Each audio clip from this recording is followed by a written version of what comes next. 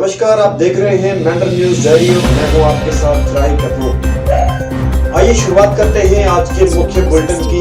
क्या रहा आज मेंढर न्यूज का सूरत-ए-हाल, आइए जानते हैं। डीडीसी इलेक्शन को लेकर जहां लगातार नॉमिनेशन फाइल किए जा रहे हैं, वहीं मेंढर बी से आज भी नॉमिनेशन फाइल होने का सिलसिला जो है बस्तूर जारी रहा। इसी बीच मेंढर बी से आज 3 लोगों ने अपना नॉमिनेशन फाइल किया है। इंजीनियर आकिब खान ने एज ए इंडिपेंडेंट अपना नॉमिनेशन फाइल किया और दूसरी तरफ रिटायर्ड लेक्चरर अब्दुल क्यूम खान ने भी अपना नॉमिनेशन, भारतीय जनता पार्टी की तरफ से चौधरी मीर मोहम्मद ने भी अपना नॉमिनेशन फाइल किया है।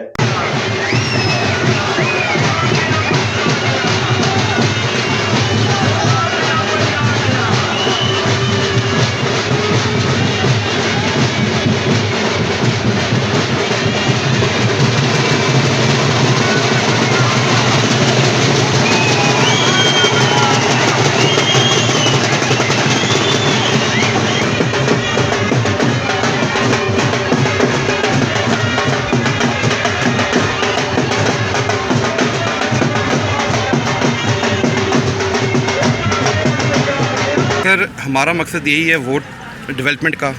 जो यहाँ पे लगभग पिछले 70 सालों से जो है मेंढर एक सब डिवीज़न होने के बावजूद भी एक बैकवर्ड एरिया में गिना जाता है। यहाँ पे पॉलिटिशियंस आते हैं, वोट मांग के डेवलपमेंट के नाम पे चले जाते हैं और हम यहाँ के भोले भाले लोगों को जो है पागल बना के जो है चले जाते हैं। हमारा मकसद यही है कि हम फील्ड में आएँ और ख़ुद इस रास्ते पे आके जो है डेवलपमेंट हम करेंगे। इंशाल्लाह जो यूथ के उम्मीदों पे, जनता की उम्मीदों पे खरा उतरूँगा। एक बार मुझे जनता मौका दे और मेरे हाथ मजबूत करे तो मैं 24 घंटे उनका ताबेदार रहूँगा।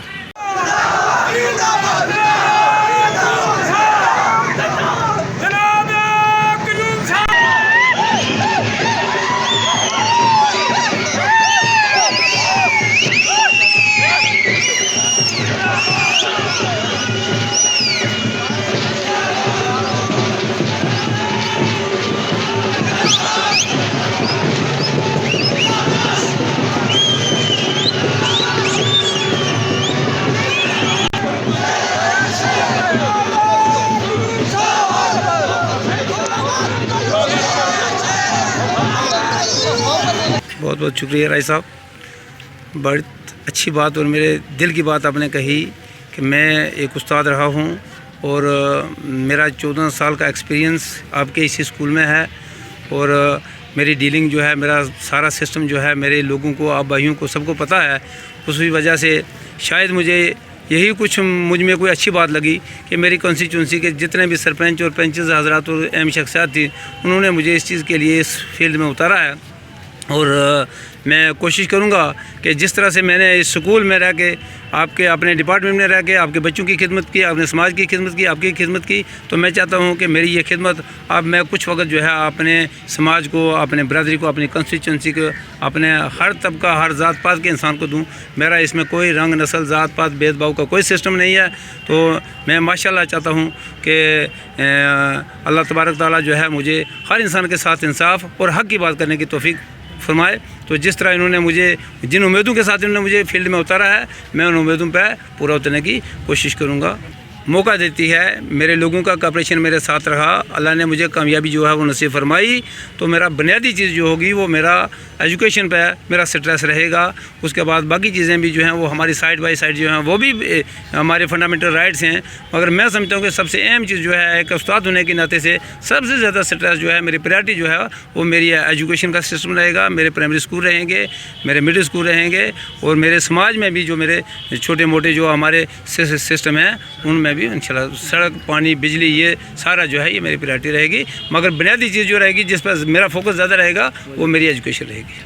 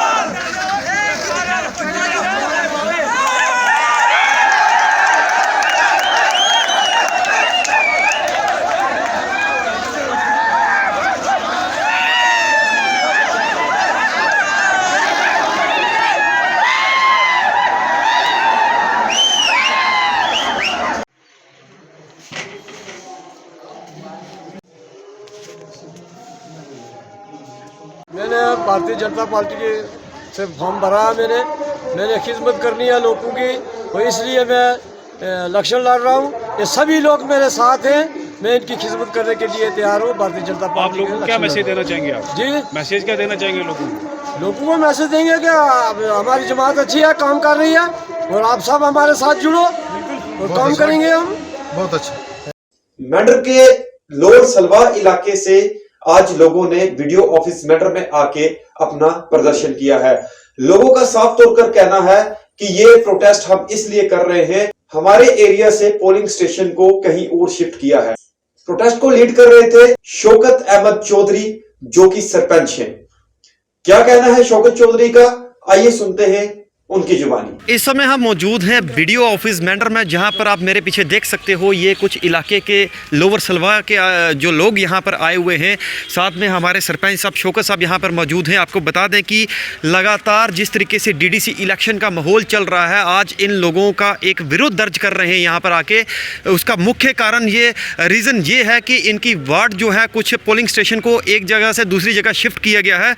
हमारे साथ यहाँ पर बात करने के लिए मौजूद है सरपंच शौकत साहब, जो कि सलवा लोअर सलवा से आए हैं। इनसे पूरा मामला जानते हैं कि क्या बात है, आखिर ये क्यों यहाँ पर आके जो है अपना प्रोटेस्ट दर्ज करवा रहे हैं। शौकत साहब, क्या पूरा मामला क्या है? क्या मामला ये है जी कि देखिए, वहाँ पे मेरे पास वहाँ पे हायर सेकेंडरी स्कूल सलवा जो है एक पोलिंग स्टेशन है, GMS सलवा जो है वो एक पोलिंग स्टेशन है, PS नाड़ियाँ एक अलग पोलिंग स्टेशन है। यहाँ पे कुछ लोगों ने जो है, इस दफ्तर के कुछ लोगों ने यहाँ ऐसी एक उल्टी चाल चली है कि इसमें 315 वोट जो हैं वो PS नाड़ियाँ सलवा में अपना वोट दे सकते हैं, और वो इसमें हायर सेकेंडरी स्कूल सलवा में भी दे सकते हैं। इनको उठा के उन्होंने ठेरपुर पे लगा दिया, जो कि 3 किलोमीटर ऊपर चढ़ाई है। तो ठेरपुर का टोटल जो वोट है वो 130 है। 130 में से आप जो है वो 30 वोट जो हैं वो मतलब 131 वोट लगभग जो हैं वो दूसरी वार्ड नंबर 9 से लगे हुए हैं। 99 वोट जो है 99 वोट ठेरपुर का है। अब यहाँ से इन्होंने उठा के नीचे से उठा के वहाँ लगा दिया, जबकि वहाँ ना पहले पोलिंग स्टेशन था, ना है, और ना कोई स्कूल बिल्डिंग वहाँ पोलिंग स्टेशन के लिए है। PS नाड़ियाँ जो स्टेशन है उसको इन्होंने अवॉइड कर दिया। अब हमारा जो PS नाड़ियाँ सलवा स्टेशन है, हम ये चाहते हैं कि ये सारे वोट वहाँ पे वापस जाने चाहिए। हमने अपना एहतजाज भी दर्ज कराया, हमने रिप्रेजेंटेशन BDO साहब को दी, DD साहब से मेरी टेलीफोनिकली भी बात हुई है। मेरी इलेक्शन कमीशन से भी ये मोदबाना अपील होगी कि इस पर फ़ौरन जो है वो तुरंत एक्शन किया जाए। अगर इस पर एक्शन नहीं होगा तो लोग रोड पे आएंगे। शौकत साहब, मेरे को ये बताओ कि आज से पहले ये शिफ्ट नहीं हुआ, तो अभी शिफ्ट होने का क्या करना? आपको क्या लगता है, कहीं पे कोई इन्वॉल्वमेंट है कोई, या डिपार्टमेंट के कुछ लोग जो हैं किसी के दबाव में आके किया है? मुझे लगता है डिपार्टमेंट के कुछ लोग हैं जो किसी के दबाव में आके, और मैं ये कहूँगा कि ये वो जावेद राना है, उसके दबाव में आके ये सारी बातें की हैं। अब ये इस तरह से थोड़ा चलेगा। अब राइट है सबको वोट डालने का। अब यहाँ से उठा के आप 3 किलोमीटर दूसरी जगह भेज देंगे, जो पोलिंग स्टेशन है ही नहीं।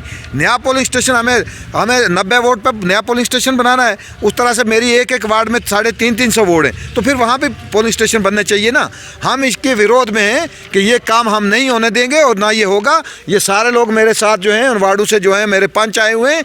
कल हम ये नहीं होगा तो हम इसके खिलाफ जो है रोड पर उतरेंगे। तो शौकत साहब, क्या इसकी इंक्वायरी की मांग करेंगे आप? हाँ, मैंने जो के लिए इलेक्शन कमीशन ऑफ इंडिया से डिमांड करते हैं, और चीफ इलेक्टोरल अफसर से डिमांड करते हैं, डी साहब से डिमांड करते हैं कि इन लोगों को, जिन लोगों ने ऐसा प्रपोजल बगैर पब्लिक में जाए, बगैर सरपंच के पूछे जो दिया है, उनके खिलाफ एक्शन होना चाहिए और तुरंत कार्रवाई होनी चाहिए। यहाँ से उनको उठा के किसी दूसरी जगह इस वक्त अटैच कर देना चाहिए। ठीक है, बहुत बहुत शुक्रिया। ये थे हमारे साथ शौकत साहब, जिन्होंने साफ बताया कि वो आज ये गवाह है, ये सारे लोग यहाँ पे आए हैं। जो शौकत साहब की जुबानी आपने ये खुद सुना है कि क्या कहना है इनका, कि आज से पहले जो पोलिंग स्टेशन था वो शिफ्ट नहीं हुआ, अभी किसके दबाव में आके जो है वो शिफ्ट हुआ है। इनके बहुत सारे एलिगेशंस हैं, और कहीं ना कहीं इन्होंने इस पूरे मामले की जो है इन्वेस्टिगेशन करने की एक मांग उठाई है। वीडियो जर्नलिस्ट ताहिर के साथ मैं राही कपूर, मेंढर न्यूज़ राइट। लगातार पाकिस्तान की ओर से सीमा पर युद्ध विराम का उल्लंघन किया जा रहा है। इसी बीच पुंछ में एक बार फिर सरहदी इलाकों पर से गोलाबारी जारी रही, और जिसमें एक जो है वो गंभीर रूप से घायल हो।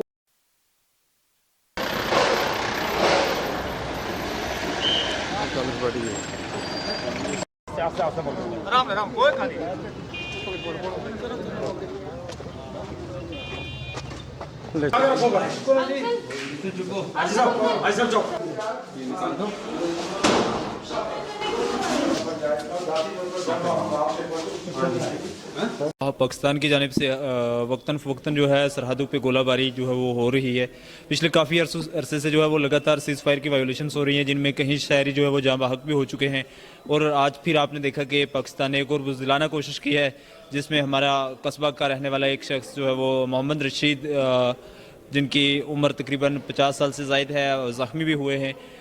हम इन कार्रवाइयों की सख्त अल्फाज में मज़म्मत करते हैं और साथ ही साथ हम गवर्नमेंट से अपील भी करते हैं कि जो सरहदों पे रहने वाले अवाम हैं उनके तहफ़्फ़ुज़ के लिए गवर्नमेंट को संजीदा इक़दाम उठाने चाहिए और बैंकरों की जो तामीर है वो ज़्यादा से ज़्यादा होनी चाहिए। आपने खुद भी जगहों पे विज़िट किया होगा जहाँ पे बैंकर तामीर किए गए हैं, वो अभी तक कंप्लीट नहीं हुए, और जो कंप्लीट भी हुए हैं वो भी रहने के काबिल नहीं है। जिस इंतज़ामिया की ये सरहन लापरवाही है वो जो वहाँ पे देख नहीं रही है। इस वक्त भी हमारा एक बंदा जो है यहाँ पे इंजर्ड हुआ है, लेकिन ज़िला इंतज़ामिया का अभी तक कोई भी शख्स यहाँ पे पहुँचा नहीं है। पुंछ जिले में डीडीसी चुनावों पर होने वाले मतदान को लेकर आज कर्मचारियों को रवाना कर दिया गया है। पहले चरण में बफलियास के 46 पोलिंग स्टेशनों पर ये वोटिंग होगी।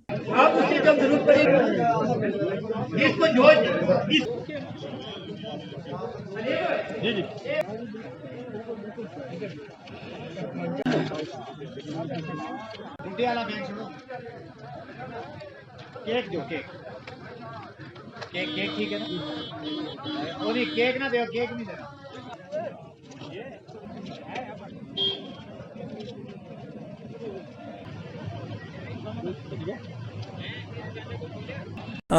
हमारा फेज़ फर्स्ट में बफलियास ब्लॉक का जो इलेक्शन होने जा रहा है, जिसमें हमारे 46 पोलिंग स्टेशन हैं, जिसमें हमारे 184 जो है ऑफिशियल्स हमने डिफरेंट कैपेसिटीज़ में डिप्लाई किए हैं, एज PO1 PO2 और प्रिजाइडिंग ऑफिसर। ये टोटल मिला के 184 हमारे एम्प्लॉइज़ डिप्लॉयड हुए हैं।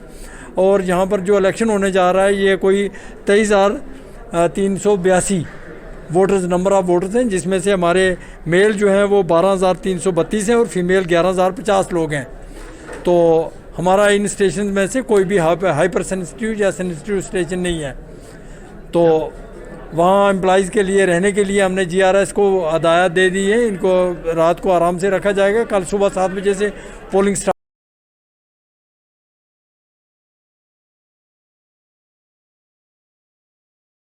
होगी और 2 बजे तक रहेगी। तो एक पंचायत में हमारे 2 इलेक्शन है, इलेक्शन DDC का भी है और पशाना A में सरपंच साहब का भी है इलेक्शन।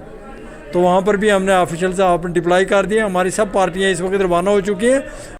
डीडीसी चुनावों को लेकर मेंढर ए से भारतीय जनता पार्टी के उम्मीदवार सीताराम ने भी आज अपना नॉमिनेशन फाइल किया है। इस बीच उनके समर्थक भी उनके साथ रहे। मोदी जी जिंदाबाद, भारतीय जनता पार्टी जिंदाबाद, हिंदू मुस्लिम सिख को दाद जिंदाबाद, हिंदू मुस्लिम सिख को दाद जिंदाबाद। सुनील गुप्ता साहब आए हैं, बरविंदर सिंह जी जिंदाबाद, भारतीय जनता पार्टी जिंदाबाद, हिंदू मुस्लिम सिख को दाद।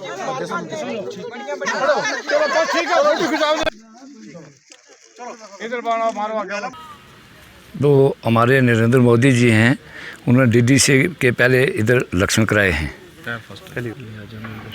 लिहाजा मैं उनका शुक्रिया अदा करता हूँ, पूरी टीम का शुक्रिया अदा करना चाहता हूँ। जैसे पहले हमारे BJP ने काम किए हैं, उसी तरह मैं एक उसी रास्ते पर मैं वो पूरा अपना काम सरे अंजाम दूँगा। पार्टी का सफाई बन के, पानी का मसला है, सड़क का मसला है, हैंडपम्प का मसला है, बिजली का मसला है, तो बाकी आम जनता का जो है वो मैं काम करूंगा। हमारे भारतीय जनता पार्टी ये जो चुनाव है DDC का, ये सिर्फ एक ही मुद्दे पर चुनाव लड़ने जा रही है, वो डेवलपमेंट और विकास का मुद्दा है। इसके अलावा हमारे पास कोई मुद्दा नहीं, क्योंकि हमारे प्रधानमंत्री जी की एक सोच है, सबका साथ, सबका विकास और सबका विश्वास। हम ही उस मुद्दे को लेकर चुनाव लड़ने जा रहे हैं। बाकी पार्टियों को अगर आप देखोगे, इस समय पहले वो कहते थे जब लोगों का चुनाव आता था, चाहे पंचायत का चुनाव हो तो उन्होंने कहा हम चुनाव नहीं लड़ेंगे, चाहे म्यूनसिपल कॉर्पोरेशन और म्यूनसिपलिटी का चुनाव आया तो उन्होंने बाइकाट किया। जब उसके बाद जब पार्लियामेंट का चुनाव आया तो ये फारूक अब्दुल्ला 10,000 वोट लेकर ये पार्लियामेंट के मेंबर बन गए, जब इनके लिए आया। उसके बाद VDC का चुनाव आया तो इन्होंने इसका बाइकाट किया। अब भी ये कह रहे थे कि हम इसका बाइकाट करेंगे, लेकिन जब इनको लगा कि ये पावर वाला इलेक्शन है तो ये सारे इकट्ठे हो गए हैं। इनके पास कोई मुद्दा नहीं है, कोई डेवलपमेंट की बात नहीं है। ये ये सिर्फ इस समय लोगों को आपस में लड़ाने की बात करते हैं, लेकिन भारतीय जनता पार्टी सिर्फ एक ही बात कहती है, हम प्रधानमंत्री मोदी जी के सिपाही, हम सिर्फ डेवलपमेंट के ऊपर चुनाव लड़ने जा रहे हैं।